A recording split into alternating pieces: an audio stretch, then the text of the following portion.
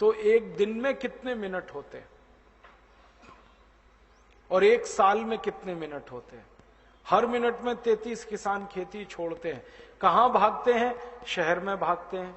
किसके लिए? रोजगार के लिए। शहर में कोई रोजगार रखा है उनके लिए?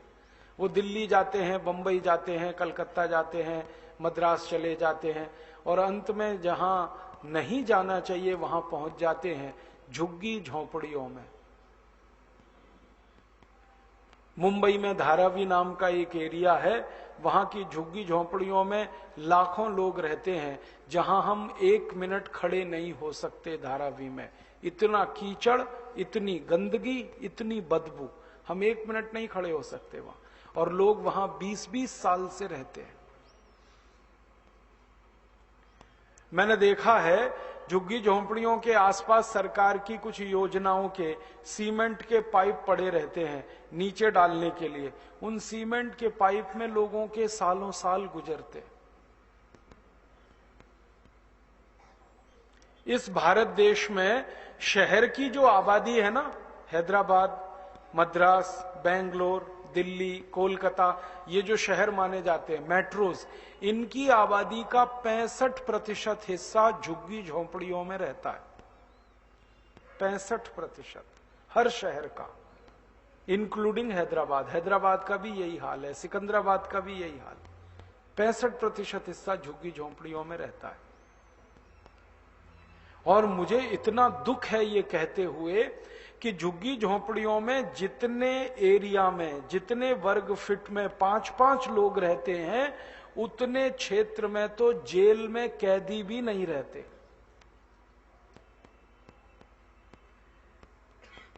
दस फीट चौड़ी, 10 फीट लंबी, 100 वर्ग फीट की झुग्गी झोंपड़ी में 5-6 लोगों का परिवार है। और हमारे जेलों में जो कैदी बंद है ना, तो एक कैदी को सामान्य रूप से 50 वर्ग फीट जगह होती है जेल में। और यहां जेल के बाहर एक व्यक्ति को सामान्य रूप से 10-15 वर्ग फीट की ही जगह उपलब्ध है रहने के लिए। उसी में सोना है, उसी में हगना है, उसी में मूतना है, सब उसी में करना है।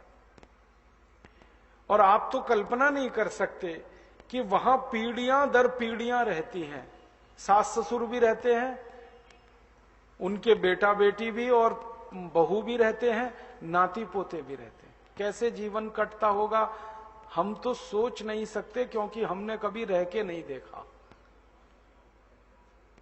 ऐसा बुरा हाल है देश का। और 2-3 बातें उस रिपोर्ट में पढ़ने को मिली कि भारत में आजादी आ गई।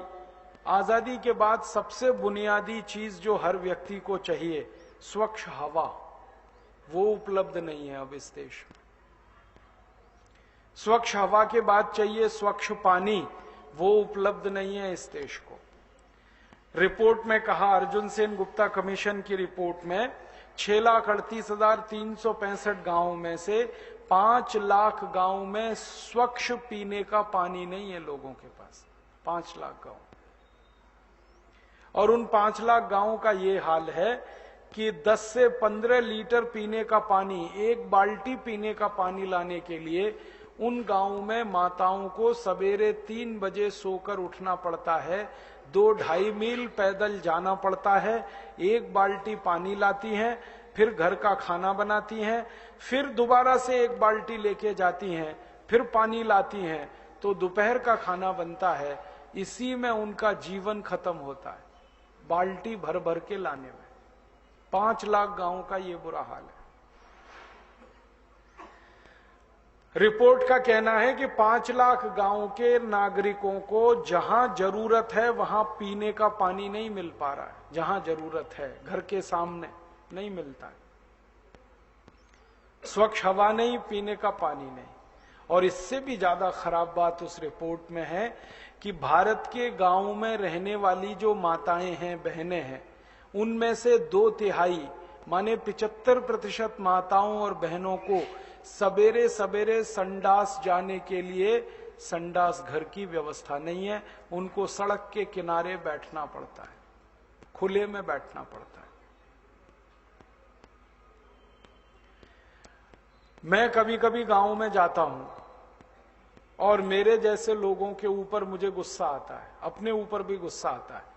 जब मैं किसी गाड़ी में बैठ के गांव में जाता हूं किसानों के बीच में व्याख्यान देने, और अक्सर शाम का समय होता है, तो मेरी गाड़ी की हेडलाइट पड़ती है सड़क पर, तो कई माताएं लोटा लेके खड़ी हो जाती हैं, क्योंकि वो दैनिक काम के लिए बैठी हुई हैं और 1 मिनट के लिए भी उनको प्राइवेसी नहीं मिल पाती। हम आजादी के 63 साल से कर क्या रहे? अर्जुन सेन गुप्ता कमीशन की रिपोर्ट कहती है कि भारत की 2/3 माताओं के पास तो संडास है नहीं जाने के लिए दैनिक जीवन में।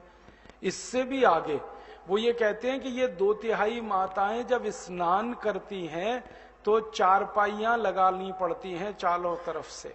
इधर एक चारपाई लगाई, इधर एक लगाई, इधर एक लगाई, और उस पर उनकी फटी हुई धोती डाली ताकि वो आड़ हो जाए, और उसमें थोड़ा स्नान करके फिर वो चारपाई हटानी पड़ती। माने बाथरूम नहीं है। जब टॉयलेट नहीं है तो बाथरूम कहां से होंगे? और ये सारी कहानी आजादी के 63 साल वाले भारत की है। अगर आजादी हमें 2-4 साल पहले मिली होती और ऐसी दर्दनाक भारत की तस्वीर होती, तो दिल पे पत्थर रख लेते कि चलो 5 साल में, 10 साल में, 15 साल में, 20 साल में कुछ तो अच्छा होगा, कुछ तो अच्छा होगा। लेकिन यहां तो ऐसा हाल है, 63 साल के बाद भी यही देखने को मिल रहा है। अर्जुन सेन गुप्ता कमीशन की रिपोर्ट कहती है कि भारत के आधे से ज्यादा गांव, 50% माने 3.25 लाख गांव में बिजली का बल्ब अभी तक नहीं है, बिजली का तार नहीं है, करंट नहीं।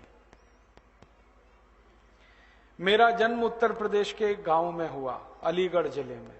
आपको हैरानी होगी, ये अलीगढ़ जिला दिल्ली के बहुत नजदीक है। राजधानी वहां से 130 किलोमीटर दूर है, और मेरा गांव अलीगढ़ से करीब 60 किलोमीटर, तो 190 किलोमीटर भारत की राजधानी से दूर मेरा गांव है। मेरे गांव में अभी तक बिजली नहीं है।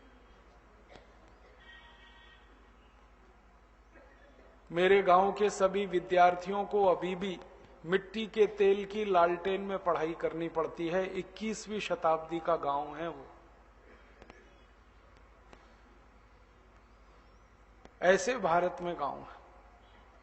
अर्जुन सेन गुप्ता कमीशन की रिपोर्ट कहती है कि भारत के 60% गांव, माने लगभग 4 लाख गांव में कोई चिकित्सक नहीं है, कोई डॉक्टर नहीं है, कोई हॉस्पिटल नहीं है, कोई दवा नहीं। उन 4 लाख गांव में अगर किसी मां को बच्चा होने वाला हो तो कोई भी भगवान के भरोसे ही होता है, क्योंकि दूर दूर तक डॉक्टर नहीं है। या तो बच्चा मरता है या मां मरती है।